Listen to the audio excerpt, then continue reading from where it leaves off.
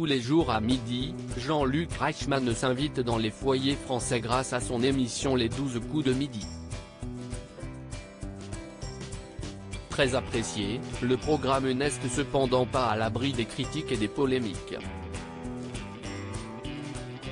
Après avoir récemment reçu des accusations de triche concernant l'étoile mystérieuse, CIST un nouveau coup dur pour l'animateur, ses équipes mais également la chaîne. Le mercredi 21 décembre 2022, une ancienne candidate a lâché une petite bombe.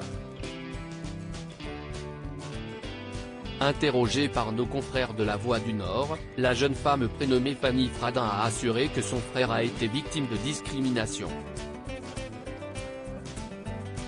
Le 12 décembre dernier, la jeune femme participait au programme afin de se mesurer à Stéphane, l'actuel maître de midi. Mais dans les coulisses, CIST a un duel entre la production et sa famille qui se joue. Selon ses propos, son frère âgé de 20 ans se serait vu refuser l'accès au plateau en raison de son handicap moteur. Toute la famille suit l'émission quasiment tous les jours depuis des années. J'ai postulé plusieurs fois pour pouvoir y emmener Jérémy et lui montrer comment ça se passe sur un plateau de télé, a expliqué l'ex-candidate.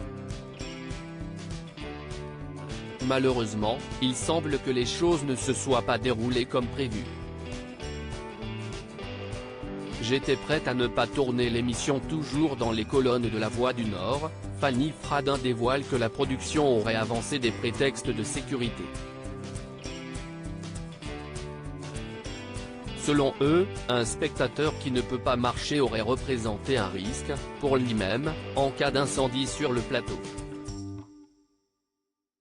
On leur a expliqué qu'il n'y avait pas d'endroit pour installer le fauteuil et qu'ils ne pourraient pas rentrer. Je les ai vus arriver avec les yeux rouges et en colère.